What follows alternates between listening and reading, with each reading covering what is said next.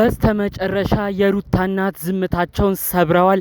አንድ በአንድ ነው የተናገሩት። ለብዙ ጊዜያቶች ያህል ከሚዲያ ርቀው የነበሩት የሩታ እናት አሁን ላይ በከባድ ቁጣና በከባድ ማስጠንቀቂያ ወደ ሚዲያ መጥተዋል። ይኸውም ለልጃቸው ሩታ እንዲሁም ደግሞ ለልጇ አባት ለሆነው ለአብርሽ ነው።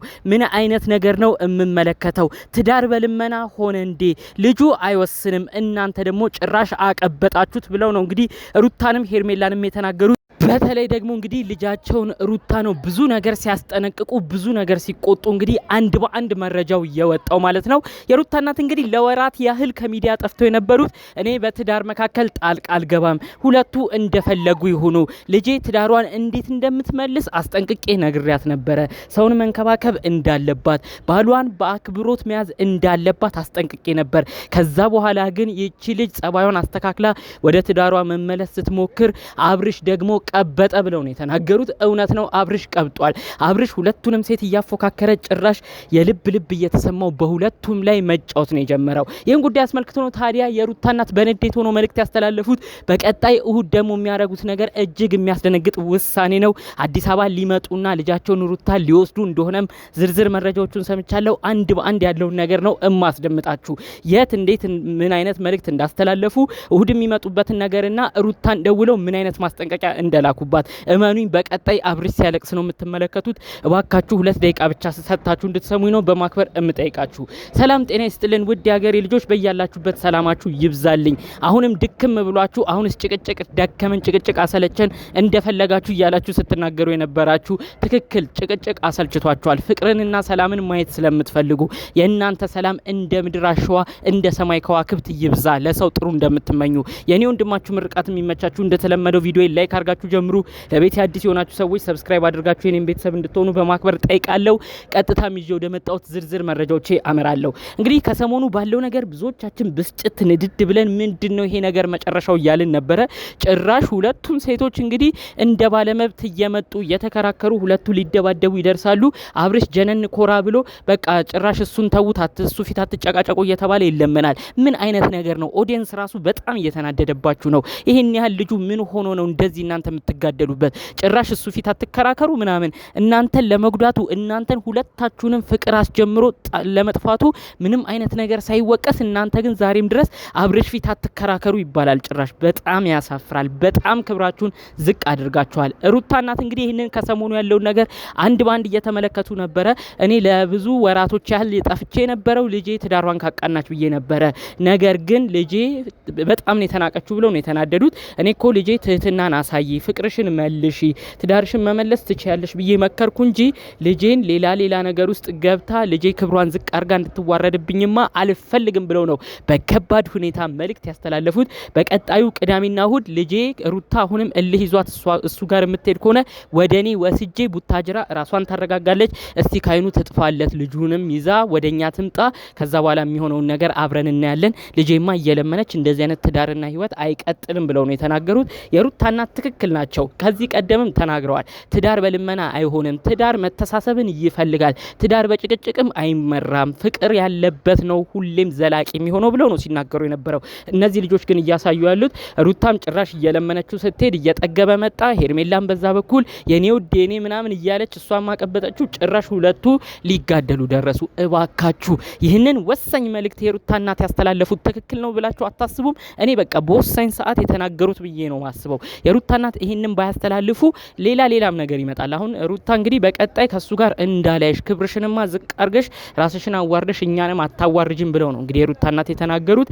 ያው ይሄን ነገር ደግሞ መናገራቸው በተለይ በዋነኝነት ሩታ ገሸሽ ስትል ራቅ ስትል አብርሽ ትንሽ እየተሰማው ይመጣል። ሄርሜላም ቤተሰቦቿ እንደዚህ ተቆጣጥረው አንቺም የኛ ቤተሰብ ነሽ፣ አንቺንም እኛ የመጠበቅ ኃላፊነት አለብን ብለው የሄርሜላ ቤተሰብ እሷንም አብርሽ ጋር እንዳደርስ ገሸሽ ቢያደርጓት ይሄ ልጅ ብቻውን ሲቀር ጭው ሲልበት ያኔ እስቲ የሚወስነውን ወስኖ ይመጣል። አለበለዚያ እመኑኝ እባካችሁ እናንተ በለመናችሁት ቁጥር ልጁ ጭራሽ እየጠገበ ነው የመጣው።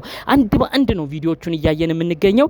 ጭራሽ መነጽር እያረገ ልብሱን ማች እያረገ ከታመመበት ታሞ ነበር በተባለበት ጊዜ ሁለቱም ሲንከባከቡት፣ ሁለቱም ፍቅር ሲሰጡት ነው ያየነው። አሁን ደግሞ እንግዲህ ጭራሽ ለየብቻ ይሁን በተባለበትም ጊዜ ደግሞ ድኗል ተብሎም በታሰበበትም ጊዜ ደግሞ ጭራሽ ሁለቱም እየለመኑት፣ ሁለቱም ላይ ነው እኔ በጣም ሲኮራ ያየሁት። ከዛ ሁሉ በላይ ደግሞ የሚያናድደኝ እሱ ፊት በቃ አትጨቃጨቁ ምናምን የሚሉ ሰዎች ይሄ ነገር ነው እኮ በቃ እሱን የሚያሸሸው ምናምን የሚባል ነገር ነው በጣም የመረረኝ ነገር። ምን ማለት ነው እናንተ ለራሳችሁ ክብር የሌላችሁ? ሄርሜላም ከሩታ ጋር ስትነጋገሪ በቃ እሱ ፊት አትጨቃጨቂ እንታያለሽ እንዴ? የራስሽን ክብር ዝቅ አድርገሽ እሱን እየለመሽ እናንተ ክብራችሁ የት ሄደ? ቆይ እሱ ፊት ስለሱ መስሎኝ እየተጋደላችሁ ያላችሁት፣ ለሱ መስሎኝ ይሄ ሁሉ እየተዋደቃችሁ ያላችሁት፣ ለሱ መስሎኝ ክብራችሁን አታችሁ ሁለታችሁም እያነባችሁ የምትለምኑት የትኛው ነው ታዲያ? እንግዲህ ስለሱ ክብር እየተጨነቃችሁ እሱን አናስጨንቀው የምትሉት መጀመሪያ ለራሳችሁ ክብር ይኑራችሁ። ብልጥ ብትሆኑ ኖሮ ሁለታችሁ ተመካክራችሁ አንድ አቋም ይዛችሁ ልጁን ዜሮ ትከቱት ነበር። ነገር ግን ሁለታችሁም አቋም ስለሌላችሁ ሁለታችሁም ለማኝ ስለሆናችሁ ይኸው ልጁን እየለመናችሁ ክብራችሁንም ዝቅ አድርጋችሁ መጫወቻው ናችሁ። ይህ እጅግ እጅግ ያሳዝናል። የሩታ እናት የእውነት መልካም ውሳኔ ነው። እኔም ብሆን የሩታ ዘመድ ብሆን ሩታ የኔ ወገን ብትሆን እማረገው ይሄንን ነው። ክብሯ ዝቅ እያለ እየተዋረደች ቪዲዮ እየሰራች የማንም መጫወቻ መቀለጃ ስትሆንማ ማየት አልፈቅድም ነበረ። የሩታ እናት እውነት ባሉበት ፈጣሪ አምላክ ጤናውትን ይስጦት። ሩታን ወስደው ልጆትን ገሸሽ አድርገው የልጆትን አይምሮ ለመጠበቅ ሞክሩ። ያኔ ሲሰማው ያኔ ካይኑ ገሸሽ ስትል ምናልባት ይፈልጋት ይሆናል። እሱማ ባጠገቡ እያሉ ሁሌም እንደበደለ ነው። አብርሽ የእውነት እኛንም እያስከፋን ነው። ጭራሽ ሁለቱንም በስርዓት እንኳን ምክንያቱም ሳይናገር ውጭ ወጣለው እያለ እንኳን ያቀዳል። ውጪ ሲወጣ እኮ ሌላ ሴትን ሊተዋወቅ እንደሆነም ነው እኛ ዝርዝር መረጃዎችን ስንሰማ የነበረው። እነዚህ ነገሮች ሁሉ እየተደበቁ ታዲያ ሌላ ድራማ ደግሞ እንዲሰራ አንፈቅድም። የሩታ እናት የእውነት ባሉበት ፈጣሪ አምላክ ጤናዎትን ይስጦት። እውነት በጣም መልካም ሀሳብ ነው ያሰቡት። ልጆትን አስጠንቅቁ። የልጆትን ክብር መጠበቅ የሚችሉት እርሶ ኖት። እኔም ቢሆን እህቴ እንደዚህ የገዛ ዘመዴ እንደዚህ የሆነች አልፈልግሽም እየተባለች እንዲህ እየተገፋች ለማኝ ስትሆን ቆሚያ ላይም ምርጥ ውሳኔ ነው። ሄርሜላም ያወቅሽ መስሎሽ ከዚህ በኋላ የምትለማመጪው ነገር እመኝኝ ዋጋ ያስከፍልሻል። ነቃ ደንገጥ ብለሽ ክብርሽን ጠብቂ። ያንቺም ክብር ቤተሰብ ከማስጠበቁ በፊት እንደ ሩታ እናት ወጥተው ቤተሰብም ከመናገራቸው በፊት አንቺም ለራስሽ ቆመሽ ክብርሽን ማስጠበቅ ያለብሽ አንቺ ነሽ ብዬ አስባለሁ። እዚህ ነገር ላይ ምን አይነት ሀሳብ ምልከታላችሁ? በተለይ ከሰሞኑ በሚለቀቅ ቪዲዮ ብሽቅ ያላለ ሰው የለም። ጭራሽ ልጁ ፏ ከብረር እያለ ዘና እያለ ነው በሁለቱም እየተጫወተባቸው የሚገኘው እና እንደው ይህንን ሰሞነኛ ጉዳይ አስመልክቶ የእናንተስ ምን አይነት ነው ሀሳብ ምልከታችሁ? የእውነት ብዙዎቻችን አብርሽን እየተናገርን አይደለም። ሩታን አንድ የሚሰድብ አለ፣ ሄርሜላን የሚሰድብ አለ። ሁለቱንም እኮ የልብ ልብ እየሰጠ እዚህ ያደረሳቸው፣ ሁለቱንም ተስፋ እየሰጠ እዚህ ያደረሳቸው እኮ እሱ ነው።